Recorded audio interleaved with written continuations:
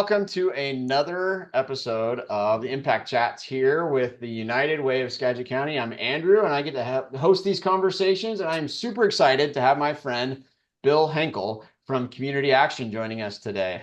Welcome, Bill. Thank you, Andrew. Great to be here. Lovely to be with everyone. Thank you. Super excited. And so today we're going to be talking about community action, and this is part of our outreach, the ecosystem of organizations that are about doing good in our community is not insignificant. And one of the longest poles in that tent, of course, is community action. And so we really wanted to start with Bill and his team of what they do so that we could, I think everyone benefits when we understand this better. But the every organization, every well-run organization has a leader who is haggard and tired. And Bill, you don't look haggard, but I know behind the scenes it's like it's the duck thing, all right? Where under the water you're pedaling as fast as you can, but above the Zoom call you just look calm and peaceful. So, Bill, would you just introduce yourself to our listeners? You know who you are and how you found yourself leading the team at Community Action. Start wherever you want. Sure. Thank you, Andrew. Great to be here again. Yeah, well, I arrived at Community Action way back in 2000, believe it or not. Now, there was some breaks in there, but I arrived initially very interested in adult and family literacy, and I was the initial adult and family literacy manager. There was a big grant in Skagit County called Best Place, and we were the adult portion thereof, all around literacy for human beings. And I loved that, and then got promoted later to community services director rather reluctantly because I was leaving my love. And then went off to start a very interesting community-wide effort to address homelessness collectively, which got into my blood and DNA up in Whatcom County Mhm. and helped launch their Whatcom Homeless Service Center before the executive director job opened up down here in Skagit, where I live. I live in Edison. And I was a bit of a carpetbagger up there in Whatcom, don't tell our friends, and came back here because I love the community. At the same time, I was really infected by the feeling one gets when it's not just one organization, but it's several organizations, a city, a county, all coming and funders all coming together with a common purpose and a more common vision. Not that everybody's doing their own thing, but everybody understands better their own role therein. Mhm. And that's where I really got deeply interested in collective impact and how community action, what was our role in that? How could we encourage it? And how could we address some of our community's most pressing issues like homelessness and hunger and just poverty in general, which is community action's bailiwick. How do we solve poverty on the individual and family level, and how do we try to work together to solve it on the community level? So that's my bread and butter. Love it. So Yeah. fortunate to be in this job. Yes, haggard, but it is Tuesday, not Monday, Okay, we'll take and it. Yeah, grateful to be here. that's outstanding. Bill, so you touched on it, but so help me understand, like if you were to explain it to a third grader, what is, what's community action? What is like what is it? Right? You and I actually had this conversation, and I know you can do it because sometimes I have the attention of a third grader. So that's how I know you can do that. So break it down for me if you're to say community action is like, what are we dealing with? If you or someone you love or know is experiencing some aspect of poverty, sometimes that can be homelessness, sometimes that can be a struggle for basic resources, um, instability in your employment, those, or in your life, those types of things. Community action is an excellent first stop, not the only stop, but an excellent first stop because we have a wrap of services that are meant to hopefully wrap around and support people often who are in crisis or on the edge of crisis, which unfortunately is more and more of us these days. And certainly start with relationship building and some kind of effort to stabilize people within their situation. And then in many cases, how do we walk alongside together as you form your own goals and try to get to the life that you're dreaming of for yourself and your kids and your friends and for your community? That is a huge aspect of community action. We break it down. I don't know if this is third grader terminology, Andrew, so apologies, but we talk about stabilizing lives, which is Mm. if you're having problems, how can we help you feel the stress and experience the stress of that less, and then equipping people to go towards their goals and exit poverty. That's the longer term supports. And then how do we work at the community level with our partners, with all the jurisdictions, with any person of goodwill to try to address poverty at the community level? That's community action. Mm. Again, I'm not sure I just did that in the third grade version. That was Maybe great. Very maybe an clear. easier way to say is we try to alleviate poverty. Hmm. Yeah. That's probably no more noble cause, right? And it is an incredible amount of work. And so how are you organized to do that work, right? So you mentioned your team. So if you're like break down how it is that I like to say organized, trained, and equipped to accomplish that mission. What are the ins and outs? Do you have you got a big building with 1,000 people that are working around the clock to work on this, or with unlimited resources? And I'm being silly, of course, but help us understand what it is, like the nature of your work and how you go about it, like the I guess you could say the day to day, but really I think, yeah, a lot of people would benefit from knowing how you do what you do. Well, in terms of local nonprofits, we're a relatively large organization. There's about 90 or 100 of us, depending on the time of year, and what's going on with our mix of services. Again, our focus is to put under the big organizational tent as much as we can and which is appropriate that can best impact people so we're not sending them all over the place to try to get on their feet again. And so we have a lot under our umbrella, and we do have what we call resource centers perched all around Skagit County in Mount Vernon. We have a relatively big facility across from the Riverside Health Club where, again, writ large, about 1 in 5, 1 in 6 Skagit County residents somehow is touched by our services and our staff. And in Mount Vernon is one place where we have a big wrap of our support services, but we try to echo that in other areas of the community. Up in East County, we manage the East County Community Resource Center and the Concrete Center, which are real thriving centers. The county owns them and we manage them. Real thriving centers of not just human service response to that relatively isolated and rural community, but also things like where people go for their local chamber, or where they might get a license and that sort of thing, or where seniors and people who are experiencing food insecurity can go to get a free meal and gather and create community. And then we recently opened a resource center in Anacortes in partnership with the city of Anacortes. That's still being built in terms of staffing it out. Another place where people can land if they can't or don't choose to, or it's too hard to get into our main center.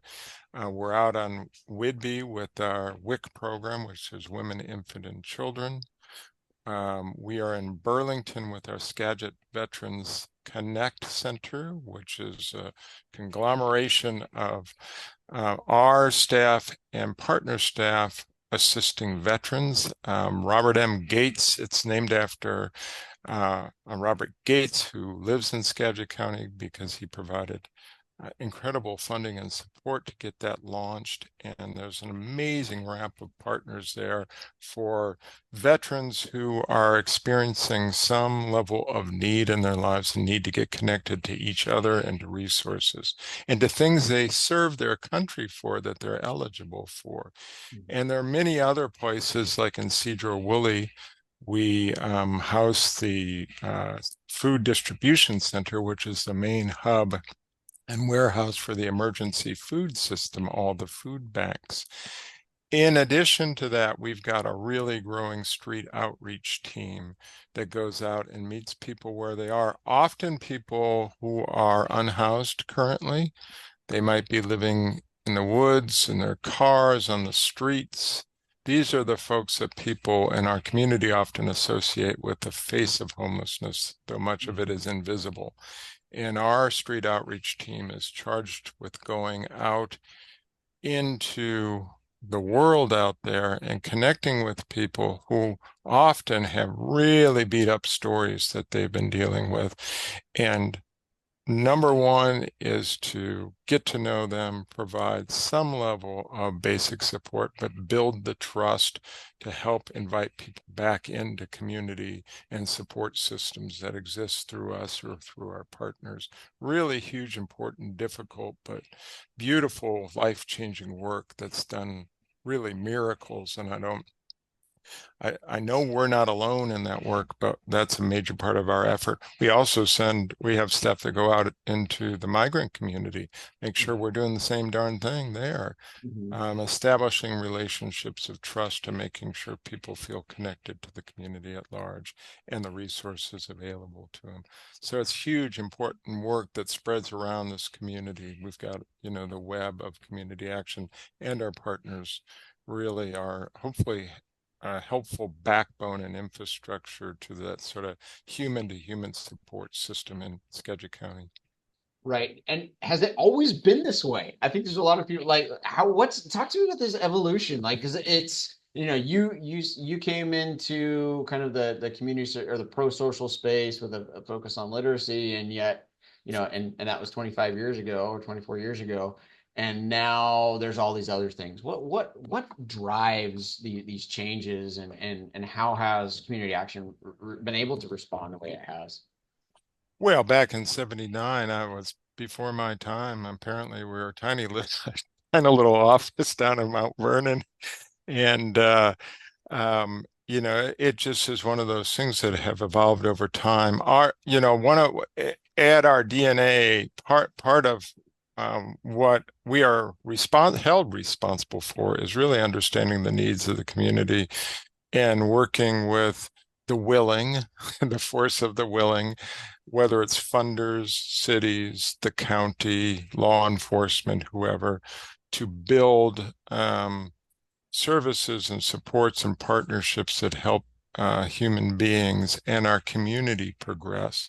And so it has been an evolution. There have been some leaps and bounds that we've taken, and obviously sometimes new funding will come online or a new realization will happen, and we'll focus the funding that's out there in the world on something that needs to be done. For instance, back in 2006, where we and the county realized we were one of the only counties without a central storage and distribution for the food bank network. And as a result, we were distributing a half to a third of what our neighbors north and south and many other, not because we were doing bad work, everybody was doing individually incredible yeoman's work, but we didn't have a collective way of addressing food insecurity and hunger, nor a central place to store and distribute for local farms. We're in this farm-rich community, as you know better than most of us. And Skagit County potatoes were getting shipped down to King County, where a rickety old pickup truck would have to roll down to King County and pick up a load, volunteer and bring it back up to Skagit County to give, as opposed to a giant refrigerator and freezer space and dry storage space. That is not only about storing and distributing whether it's produce or dairy or dry goods or what have you, but also a way to start more collectively communicating and addressing in that case, the issue of food insecurity. That happened in 2006. Also, when we were the county was expanding and we were partnering with them with the East County Community Resource Center in that under-resourced, relatively remote community. Anacortes, as its needs and resources increase, they only recently invited us in, and we're in the midst of building what we often call is a piece of community infrastructure. Part of the reason I think people don't know about us is we're often in the background with the infrastructure pieces. So if you're experiencing need, you probably know about community action. But if you're not and you're in the community, you might not know about us because sometimes we're in that invisible background. It's not very, I'll just say the word, it's not very sexy to try to sell or market a food distribution center. It's like, well, there's storage and distribution. Okay, well, talk to me about people. Well, the thing is, people are hungry and they don't have enough food, and we've doubled or tripled the amount of food. And not only that, collectively, we've been able to raise a nutritional value and really connect with local ag producers and hopefully help on their bottom line too, because we're often buying that produce or that dairy or that protein. So really huge work that's happening, heroic work, often in the background. And United Way back in the day was the one that said, hey, we want to help support a food distribution center because we see that need in our community. And were backbone funders for years until priorities changed at some point. But that without United Way and the county and community action and the food bank network, that would have never happened. So those pieces of evolution we could talk forever about, but in time, things grow, new resources come, and we just have to be prepped for them. We have to be prepped for the current and the future. Well, and I love it in the report, and we'll talk about the report, but just from your strategy perspective, the idea of horizons, of trying to see it out, basically getting out of the reactive, right? Because reactive is expensive, especially in terms of policy and infrastructure. And so I appreciate, that you and your board and I would say, and unfortunately, it feels in the space like the idea it's a smaller than we would like group of people that are trying to see out 20, 25 years. What are the things that we wish we had done here at the United Way or at Community Action or at the county? Because those infrastructure costs are never going to they're not going to get smaller, right? These policy decisions that we're advocating are not going to get easier with time. And so it's interesting to see, and again I will applaud and agree that it's the behind the scenes work that it's not even scaffolding, really it is the framework, that allows it. One of the maxims really is that amateur study tactics and professional study logistics. And so as we try to, and I say that with all due respect to the very tactical work that goes in. But without distribution centers, we would be highly inefficient. And without a network of resource centers, across, then we would all struggle. How is it that the United Way? I'm sorry. How is it that organizations like the United Way and Community Action and some of the food banks? What have you seen work as far as you mentioned this the collective? Right. And so I like to say that the threads of everybody trying to do good stuff. It seems a lot of roads lead back to community action and Bill Henkel. And why do you think that is? Well, I don't think that is, but we want to be on a lot of roads and of course back to the haggard part. Yeah. But there's a lot of roads to travel. Um, but thank you. I think again, I think there was some magic moments that involved United Way, and certainly I was there at the table and was thrilled to be at them back in the mid 2000s. And back to my own story, I think, sometimes you only believe stuff if you feel it in your gut. And people talk about collective action and collective impact. And sometimes it's really at the strategic level, which is really important. And I think if you felt the power of collective work in a community at the local level, um, and it's almost like you feel um, your organization, if it were a ship or a vehicle, it's in first gear and you're cruising along and you're doing your good work and you're putting all your resources into keeping it moving forward. And suddenly you've just hit third or fourth gear because United Way, jurisdictions, other Mm. organizations are starting to form a common vision and common strategy and figure out their roles therein. And suddenly you feel like you're just zooming along whatever path you're on. Hopefully there's an analogy for a human being, when you're Mhm. just working away and your head's down, but suddenly whatever your support system is that you all gather around and suddenly you're moving. And so had that experience, and so I saw the light. Um, and there were some pretty special people around it. Deborah Lancaster from the United Way, who we still see as an important part of the community. Sure. Terry Belko was our board president and United Way board president. There were people like Sue Creenan, who's a big United Way supporter, and others. There was some great folks in law enforcement. There were great folks in the school district. There were great folks at the county. But I think we all kind of got that collective impact bug at the same time, and United Way was talking about it. And so I was fortunate. There were, maybe we were Congressman um, Rick Larson says, only in Skagit, and sometimes he rolls his eyes because we think we can change the world, and yet Right. sometimes we do change our own world. Often we do, Yeah. and this was a case. Early on, we called it One Community, One Voice, and United Way hosted that. And there were a couple of us who hung through thick and thin. But the idea was, how can we multiply collective impact across all the frameworks of things that are keeping ourselves, our organizations, and our community members from thriving?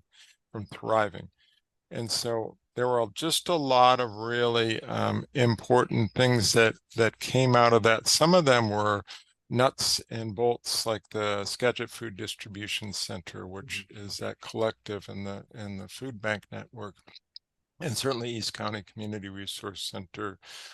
Certainly, how our strategy of how we were working and even setting up our buildings and inviting partners in and going and sharing partner space was happening.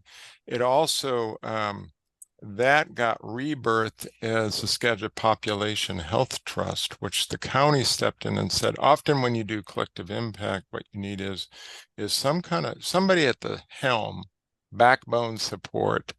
So there's people that are so busy, somebody has to have the job of holding the various pieces together and keeping us Yeah. focused. And the county gave the gift of saying, we'll do that and let's call it the Population Health Trust, and we'll put it associated with public health. And there's a guy named David Jefferson that they brought Mhm. on. And there's about 30, and United Way was part of that effort, 30 that we're still meeting, 30 to 35 um, different leaders gather monthly. And there, it's not just focused on poverty, although we've got a big part of the puzzle, but it's what are the things, some people, the fancy words are social determinants of health. What Mhm. are the things that are are keeping us back or launching us forward in terms of the health and vitality of our community and its members. And I love that kind of stuff. And there's Yeah. been so much that's popped out of that. Now, if I'll just go ahead and segue to housing as an example of something, as we have our own role and we're looking at that collectively, we determined there just wasn't the number one need in our community. Go ask just about anybody. Lack of housing people who live and work here can afford. Hmm. I mean, that's it. That's the number one. There's a By a lot of, long shot. there's, we can talk about behavioral health, we can talk about food Right. insecurity, we can talk about employment, all sorts of education, all sorts of important things. But we certainly determined we needed to have a role in that. We were often on the policy side, as in how do we impact elected officials Mhm. to drive more support into addressing housing and homelessness. And we're on the services side, people who are unhoused or on the verge of homelessness. How do we support them? We saw we needed to step into building housing. And so we were working collectively, like we helped to form the new Skagit Housing Consortium, which is a collective of nonprofit and for-profit developers. North Star is looking at this, but we also stepped into housing and said, okay, we don't want to step on other developers, but what's our value add here? I mean, this is talking about gazing at the Yeah, no, these horizon. horizons, right? Yeah, yeah.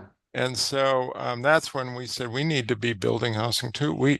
If we're going to be an effective advocate, we've got to have firsthand experience. And the truth is, there just aren't enough on. There's some great people on the nonprofit side and on the for-profit side. There's not enough of us building housing, especially for somewhere between 0 and 100% of the area median income, Mhm. which is a broad array of human beings in our community, many of them employed.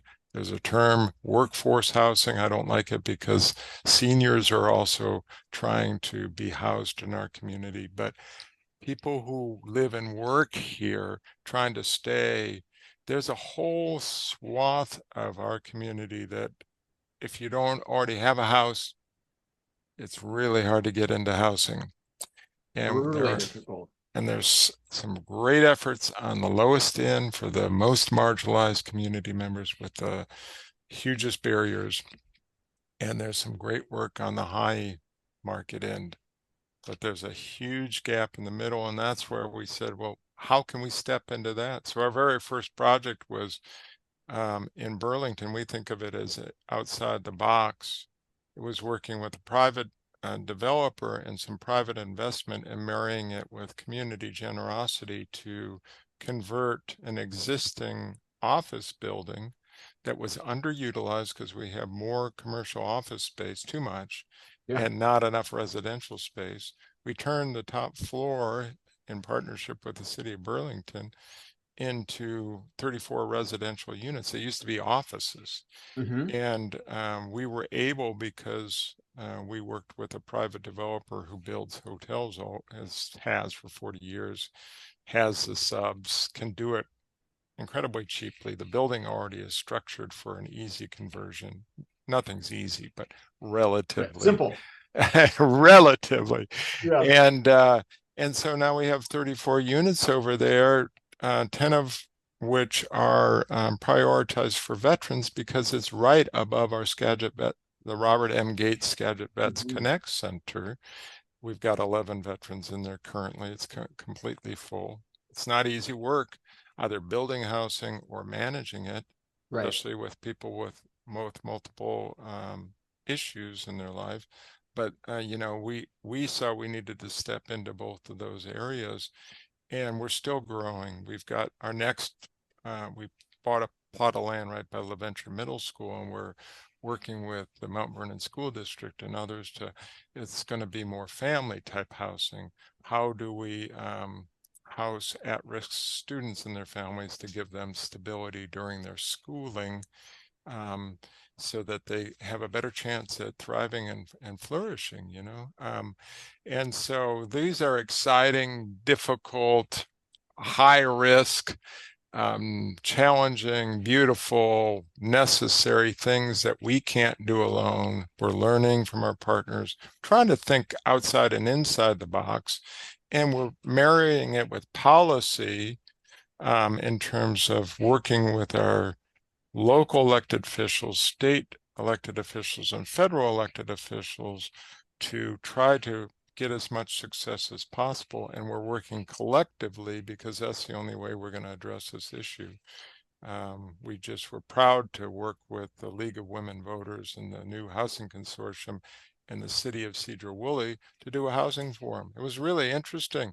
Right. Yeah, we had a couple private developers who spoke their mind about how hard it is to do housing, and we all listened. And it's like now is the time that cities are trying to figure out how to do that better and in their role they're in. And that kind of stuff is really exciting too.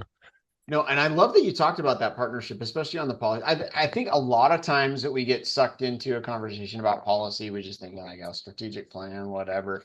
But it's at I think the rubber hits the road when, the city of Burlington could have made it more difficult than they did for your project.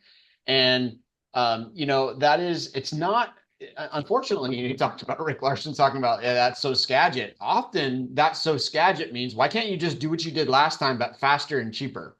Right. And I think that's management, but they're like, well, no, we're just fine. And I think the clear-eyed folks are saying, well, nobody can say we're just fine in terms of housing. So we're going to have to do things differently and do different Exactly. things. Yeah. And I'm encouraged by, these conversations. I think we've broken through at least a little bit of the ceiling of, but just let the market take care of it, right? The developers will, just it.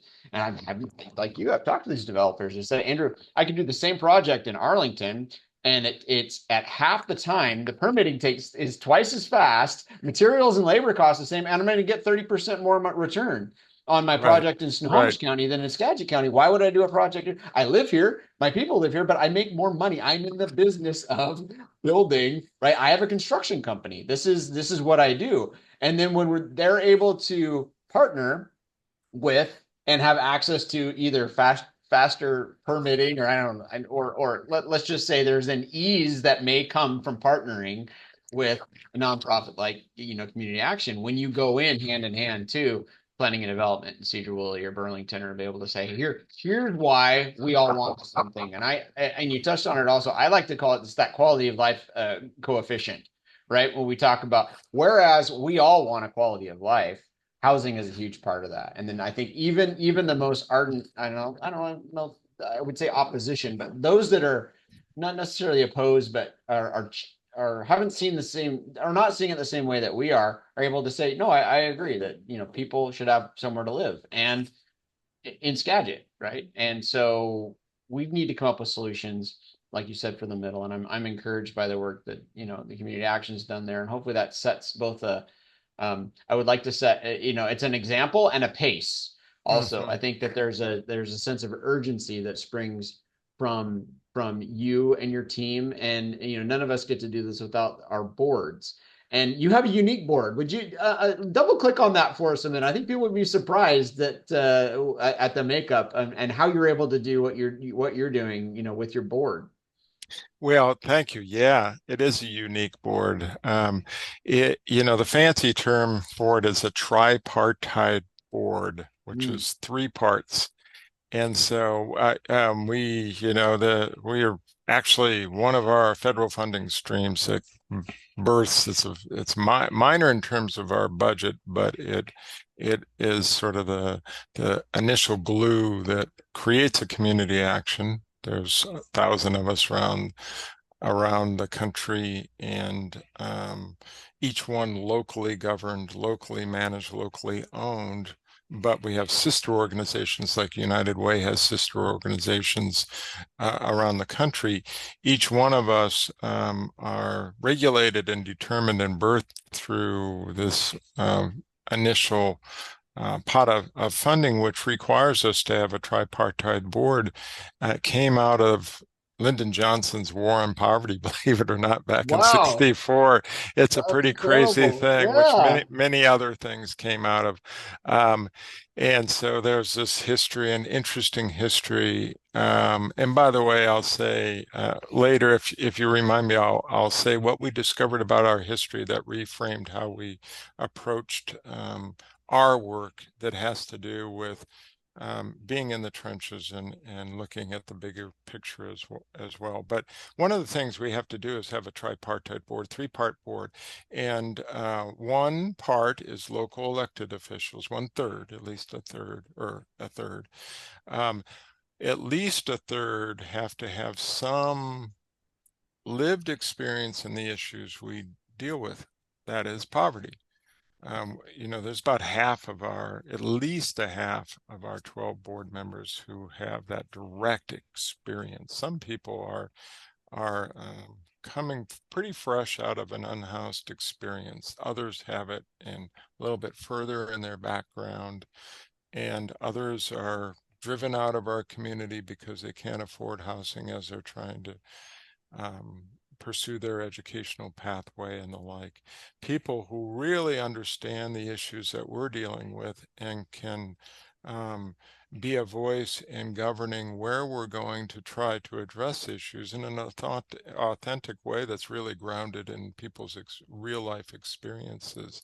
And then the other third is private. And by private, it doesn't mean a private business person, although it could be. That's more of our catch-all. It could be a school district superintendent. It could be just about anybody in our community, that private piece. And so that's how our board is set up and it's governed. We look for existing, I'll say, bodies or groups of folks who might suggest a potential board member when we have an opening, especially for that part of our board, which we call our client sector, those people coming to us with real experience in the issues we're working in. Um, for instance, we work with our partners over at Head Start. There's a parent policy council that has suggested board members. Our friends from Welcome Home Skagit, I don't know if you know about them, but they were birthed relatively recently with our support and others, many others. Um, it started as a group of people who were unhoused and experiencing homelessness, who formed into now a 501c3 and are working on really front line aspects of dealing with homelessness, like um, uh, uh, uh, winter shelter Hmm. and safe parking. Those kinds of issues is their bread and butter. They've often sent folks. We host a Latinx advisory committee, incredible group of local Latinx leaders, Latino, and others working with that population, and they suggest our board members. And so people sometimes come to us directly, but often it's as they're growing their own leadership and voice. And a big part of what we think is our responsibility, human beings are amazing, but people have a voice. We're not giving people a voice, but we want to lift it up best we can. It's sort of like Leadership Skagit, and that's why we always send at least one staff member to Leadership Skagit, but we often send board members, especially those from our client sector, who might not be able to afford it otherwise. And because we want them to be part of governing and guiding us, but we also want them to grow in their community leadership. And some of them have ended up serving on city councils, planning commissions, all sorts of things, which our community needs. It needs that diversity, needs For that sure. experience as we try to learn and grow. And that's pretty exciting work. And that comes out of our board. Outstanding. Outstanding. Well, I know one of the things that so I was just going through and we'll talk a little bit about your report and I printed it out. And so if you haven't seen it, you can go to the website and and it's in black and white because I highlight, so I didn't get it in print, but it's a beautiful, beautiful document.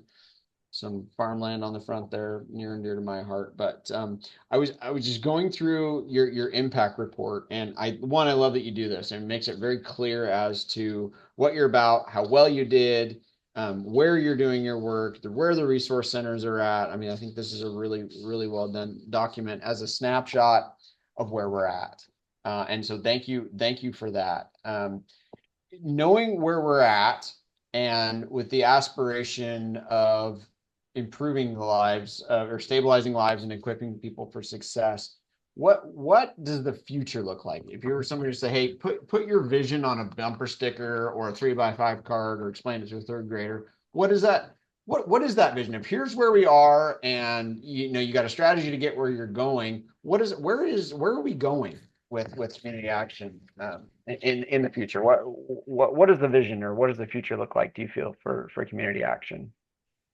Well, we're always trying to form our vision, but I'd say, immediately right now, the things that we're focusing on, um, as I mentioned, we've stepped into housing development. Mhm. So we are looking for ways to accelerate that internally, addressing our community's biggest issue, and the issues so many of the people walking through our doors are grappling with. Um, and that's about learning and developing and growing our ability to, as quickly as possible, provide as many homes for people in this community that they can afford in the shortest amount of time, working with as many people as possible to do that, and then providing through our you have to manage those units that you've created, providing that ongoing support. So amongst our top goals is our work in housing development. We also at the same time know that our streets, there's too many people who have for one reason or another ended up on our streets because they are not in housing. And there are a lot of issues associated with that. Number one is a lack of affordable housing. And Mhm. then um, there are substance use issues that are over the top. And we have too many way over the top addictive drugs out there that are easily accessible. And our society, the way that our society is driving mental health issues as well. Mhm. There's too much divisiveness, there's too much stress in people's lives. And so the second aspect is, how do we go where people are, especially in those places where there's, it's almost like our modern day leprosy homelessness is. How do we connect with people who are often disconnected from community, or at least positive community that can help them get a step forward? How do we build street outreach? And then when we connect with people, how do we fund and support? A big part of our impact report was talking about walking along sideways or pathways out of poverty. How do we walk along people in the longer term, hang with them? I mean, not force ourselves upon them, but create relationships of trust over time. And how do we have relationships of trust with other organizations that might support them as well? And warmer handoffs between. So that's number two. Um, I would say the thing that's popped up recently, the fancy word is a whole family approach, but um, the approach is not just working with an individual, but what is that individual's support system? What is that individual's family? But sometimes it's a traditional family, but sometimes it's friends. Sometimes it's a church. Sometimes it's gosh, out on the street. It just might be other folks that are out on the street, and the street outreach staff that you meet with, and law enforcement. But what is a support system, and how do we work not only with the individual, but with uh, more helpfully with the entire support system to move the mountain of poverty out of the way so people can move forward. So those are our big areas.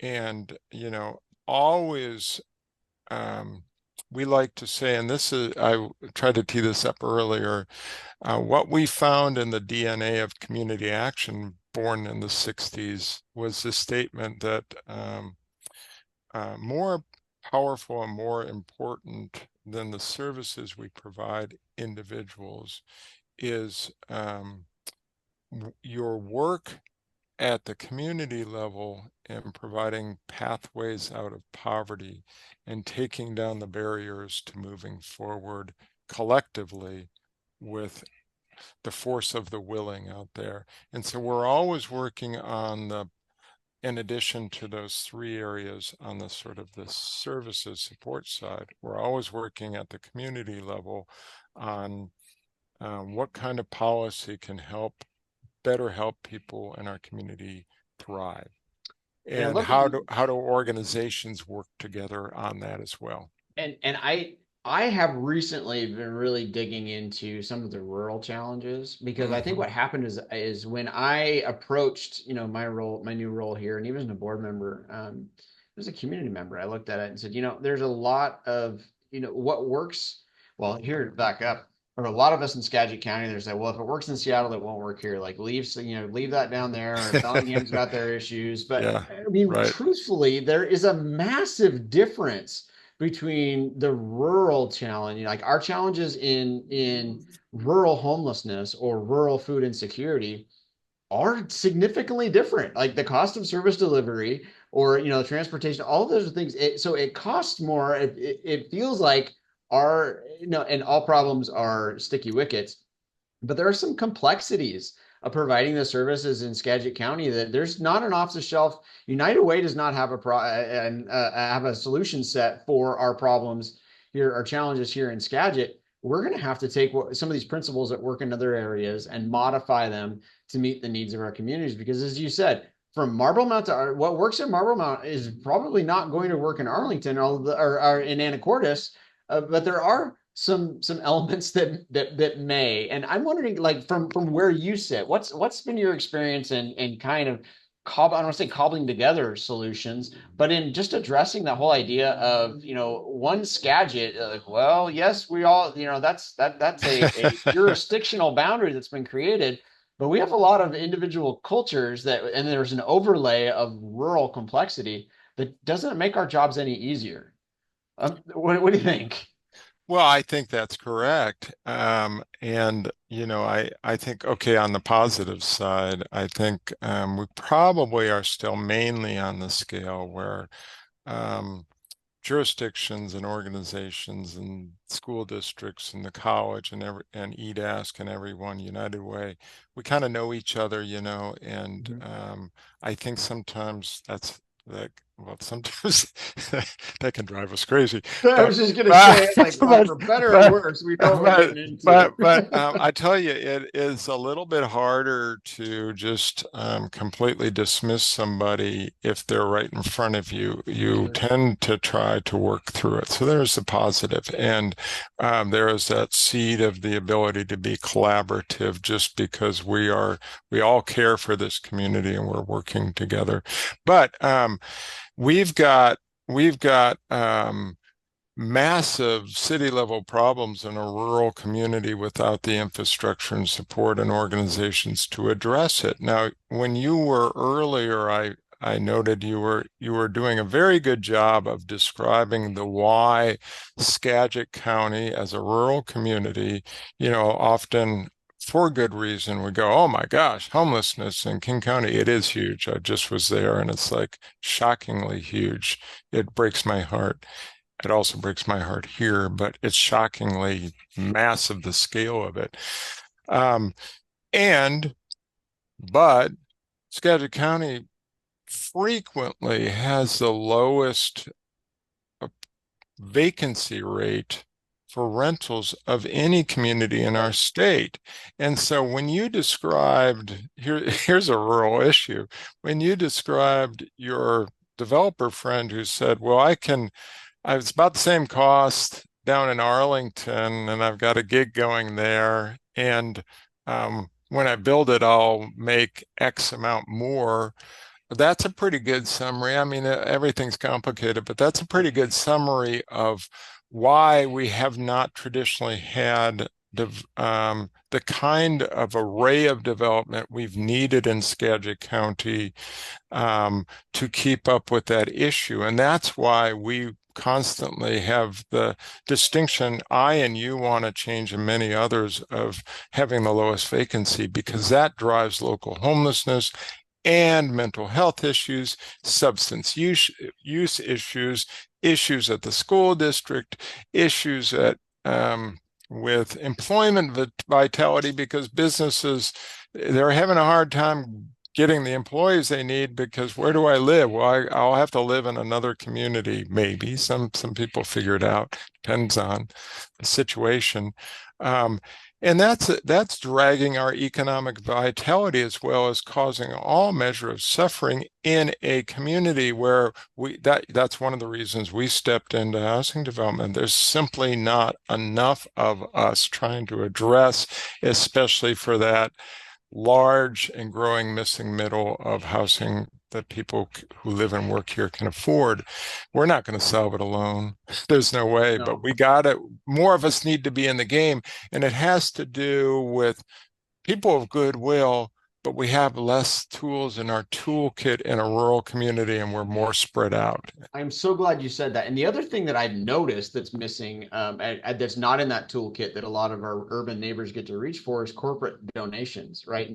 Boeing is Indeed, not writing $5 million checks to indeed, our rural organization. Amazon is not putting up 187 unit condos in indeed. in Yeah, our community, right? yeah, And so, and yet, being urban adjacent, we see that, yeah. or rather, the pressures of being urban adjacent come home to roost, and yet we don't have that corporate. And I'm excited for us as we move forward to just try to figure out what might that look like, because it takes influence and resources to accomplish our missions, across the board.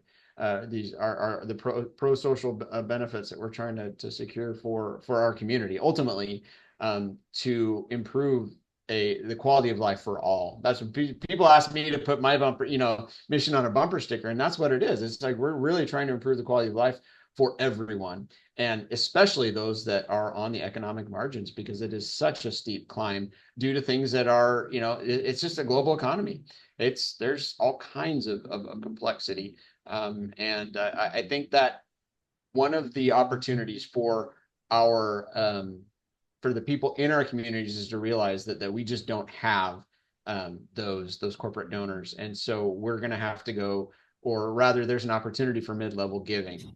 Right. And mid-level giving, that's a fancy term for what people can afford, right? It might be Mhm. $500, it might be 5,000, it might be $50,000.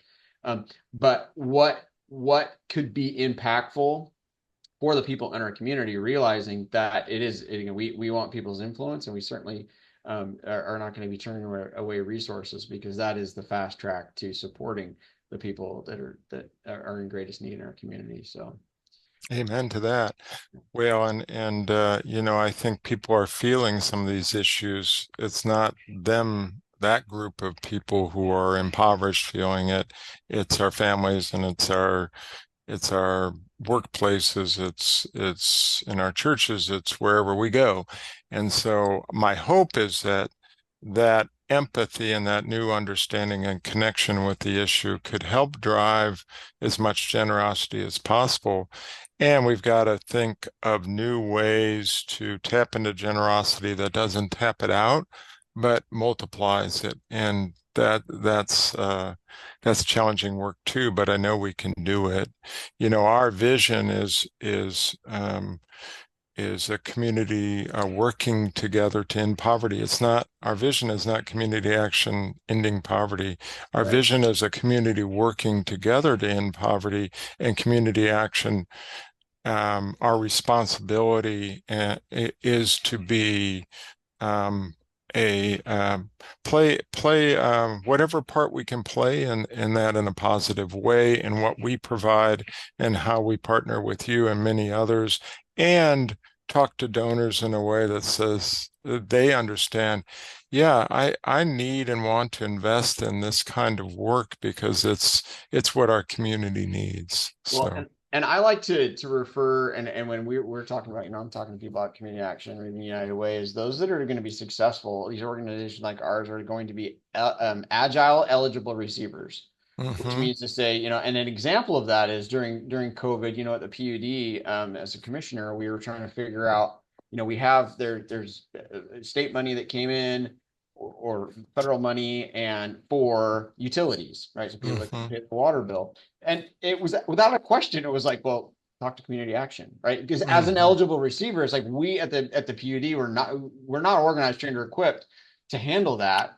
And nor did we need to, because we were able to then turn to a valued partner who had the capacity, and frankly the trust of the organization, right? So three commissioners, three attorneys, like no brainer. Send it over there, and we know that it'll get executed. And so then when the phone rings, hey, people call us. We're as compassionate as we can be, and say, yeah, call community action. There's it for the utilities program or whatever it was. And so that's an example, of what I know as an elected official and a policymaker here, to be able to say this is an important ad, right? And this is an important value that community action, has created, for certainly for that end user, but also for this ecosystem of providers, right? The quality of life in Skagit is better when people can pay their bills, and when we can use and execute on these grant and funding opportunities in a way that improves the quality of life in our community, right?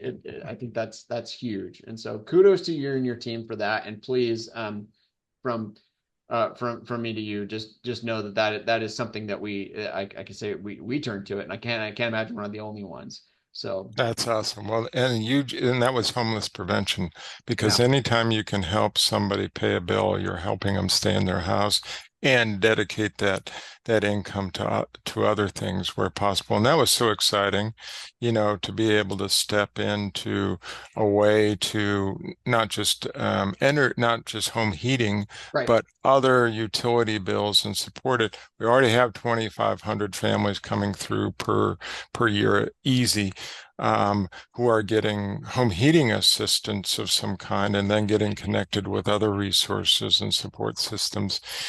It was a no-brainer on our side too, and we felt the trust from you and back at you to partner on that. And we can make that work. You just meld it seamlessly right, into the support system there, and it's a beautiful thing. And families valued found value in that, and found stability in that. right. And in some cases, I'm sure one never knows. You throw that little pebble in the water and the ripple goes out. You don't know what happens in a life from Right. those small and medium size and larger things. I mean, it can be immense and it can last for generations. Outstanding for sure. Bill, we're coming to the end of our conversation here. What haven't we talked about that you're thinking, dang, I wish Andrew had asked me about this? Anything that we haven't covered that you think that our listeners would benefit from? I think we've just had a We wonderful conversation, and I agreed. look forward to more. And so value you stepping into the role, Andrew. It's great to have your energy, enthusiasm, and community trust and commitment. And we adore United Way. We've been partners for forever. And as I said, there have been times in the life of our organization and community where the partnerships between United Way and Community Action and many others resulted in just magic for the world. And I hope people can appreciate that. And I hope we can do more.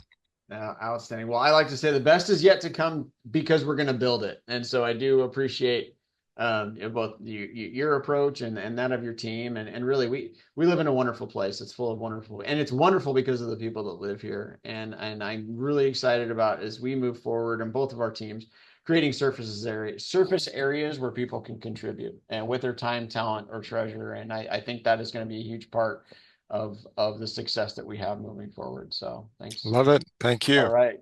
All right. So this has been a fun conversation among friends as we've been talking with Bill Henkel from Community Action here on the United Way of Skagit County's Impact Chats. And I'm Andrew, and I am blessed to be able to do this. And I hope that you enjoy the rest of your day. Thanks, Bill. All right. Thank you.